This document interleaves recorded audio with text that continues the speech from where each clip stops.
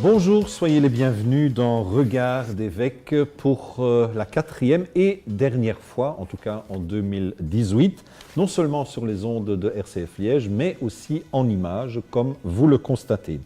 Les auditeurs réguliers de RCF connaissent l'émission, elle se décline en 4 parties. Il y a toujours quelques commentaires sur l'actualité en général. Ensuite, on parle de la vie du diocèse et puis de la vie de l'Église en Belgique et aussi de l'Église universelle. Et finalement, dernière partie, ce sont les questions des auditeurs. Alors pour faire tout cela, évidemment, le personnage principal est avec moi, Monseigneur Jean-Pierre Delville, bonjour. Bonjour Ralph.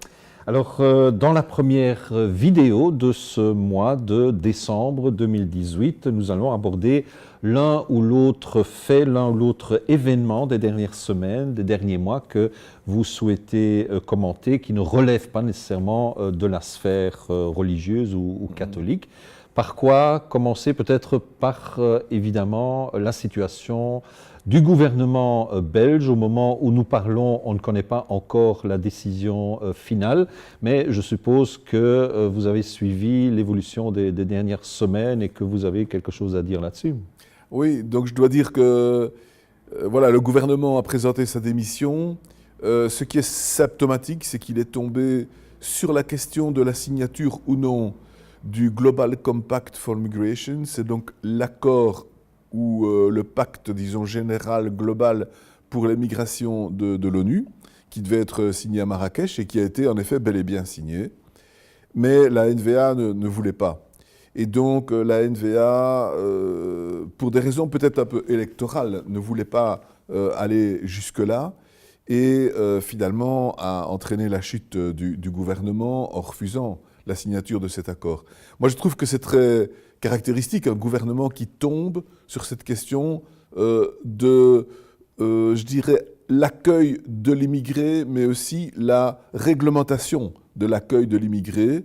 Donc ça montre que c'est vraiment une question très sensible, évidemment, dans nos régions. Et ça montre que la Belgique a néanmoins voulu faire le pas de la signature de cet accord. Il n'y a que 4 pays dans le monde qui n'ont pas signé cet accord.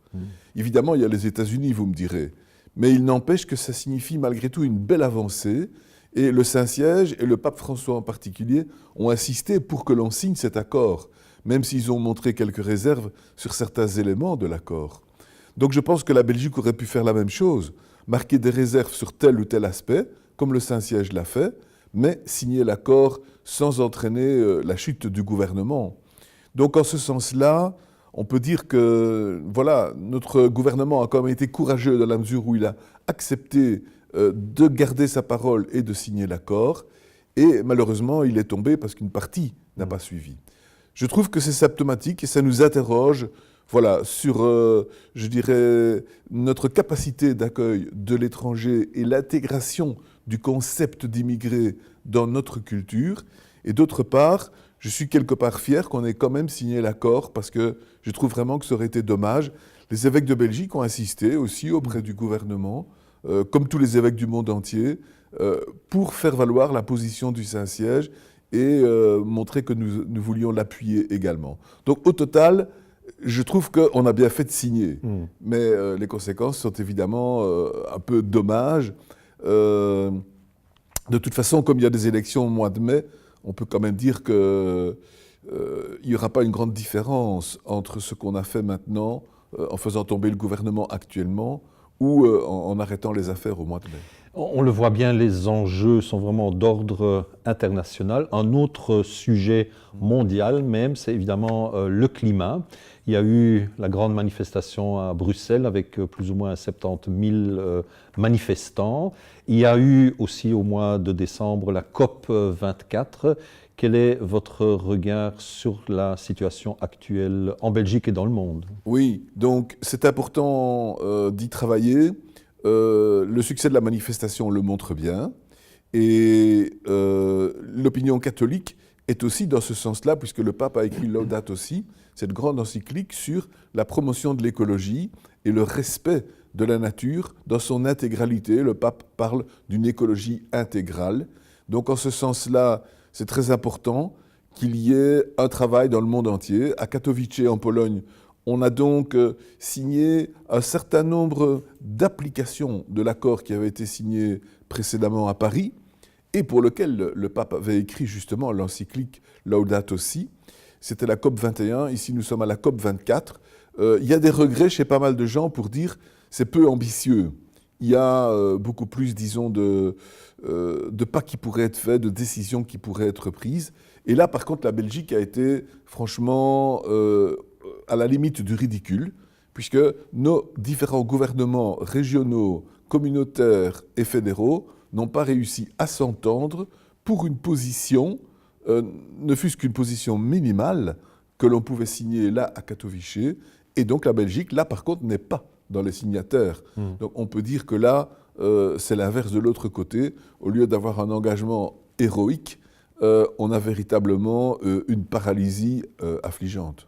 Alors, on pourrait parler aussi évidemment de nouveau des gilets jaunes, mais malheureusement, on n'a pas le temps. Mais vous m'avez dit dans la préparation de cette émission que vous vouliez parler de la paix au Yémen. Pourquoi ? La paix au Yémen, parce qu'elle vient d'être signée en Suède.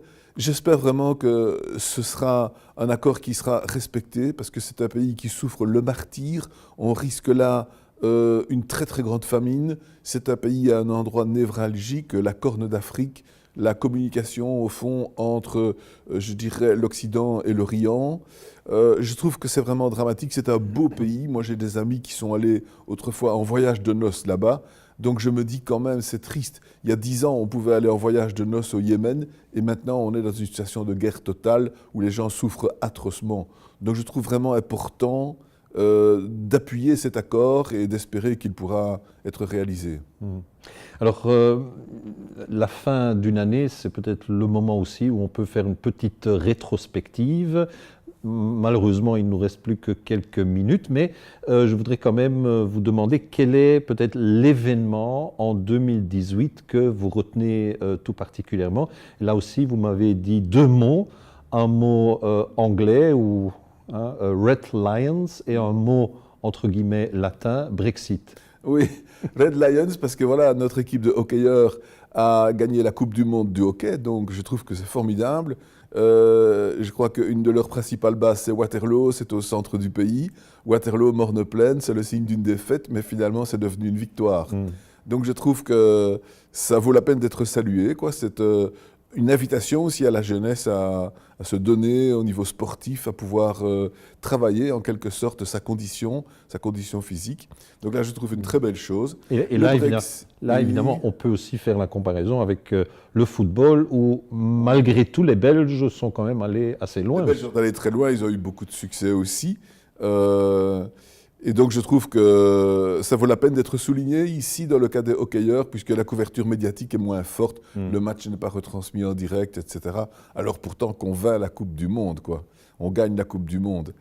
D'autre part, le Brexit, moi ça me quelque part turlupine, parce que je trouve que sur la notion d'Europe, il faut toujours tenir compte de l'Angleterre. Dans l'histoire européenne, l'Angleterre est vraiment très importante. Il ne faut pas oublier que l'Angleterre, c'était aussi colonie romaine, c'était une véritable tradition, au fond, que la communication entre l'Angleterre et le continent depuis 2 millénaires au minimum. Et je trouve qu'on peut encore espérer qu'il y ait une solution négociée et qu'on ne soit pas dans le chaos, parce que ce serait vraiment très triste d'être dans une solution absolument non négociée. Voilà, donc pour moi, c'est un point d'attention et j'espère que voilà, l'année prochaine nous donnera une solution positive par rapport à l'Angleterre.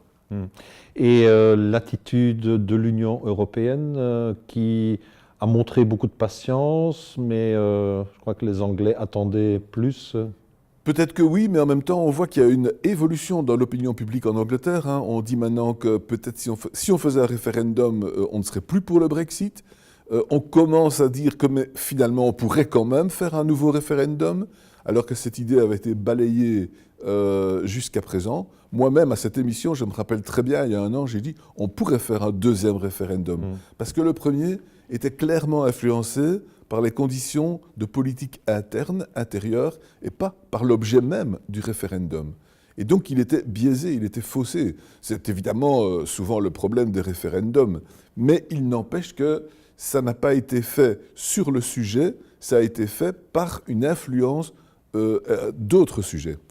Donc voilà, moi j'espère qu'il y aura quand même un jour une solution qui ne sera pas une solution chaotique. Et c'est pour ça que je trouve que c'est un point d'attention sur lequel nous devons un peu marquer notre préoccupation, quoi. Est-ce que toute cette histoire autour du Brexit dit aussi quelque chose sur l'état de santé de l'Union européenne?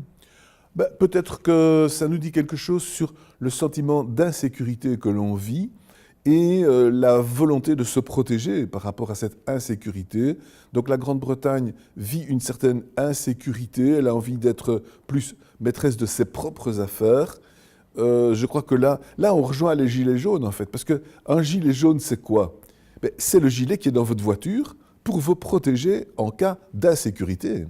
Un gilet jaune, c'est un peu, quand vous êtes dans la dèche, quand vous êtes dans la difficulté, ben vous mettez votre gilet jaune pour vous protéger et aussi pour attirer l'attention et éviter qu'on vous embarque dans un accident. Donc ça veut dire que la psychologie du gilet jaune, c'est la sécurité. On a besoin de sécurité et parfois on se trouve un peu comme des accidentés le long de la route. Donc c'est un peu ça qui se passe au niveau international. Certains pays se trouvent un peu comme des gilets jaunes, c'est-à-dire accidentés, ils se trouvent dans l'insécurité et donc ils cherchent davantage de protection.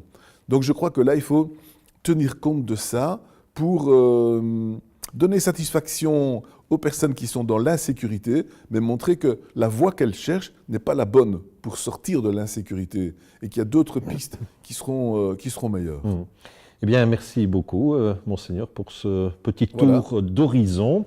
Merci à vous aussi, chers spectateurs, pour votre intérêt. Je vous rappelle qu'il y a au total 4 vidéos à regarder pour ce mois de décembre. Ici, c'était la première partie, mais il y a encore 3 autres parties. Vous les trouvez notamment sur la page Facebook de RCF, sur le site du diocèse de Liège et aussi sur YouTube. N'hésitez pas à nous liker, à nous partager, mais aussi à nous signaler vos réactions, vos suggestions, vos questions. Une seule adresse mail, communication@évêchedeliège.be et aussi un numéro de téléphone, le 04 223 15 26, 04 223 15 26, évidemment pendant les heures de bureau. À bientôt en images ou sur les ondes de RCF Liège et aussi en cette fin d'année ou début d'une nouvelle année. Bonne année 2019.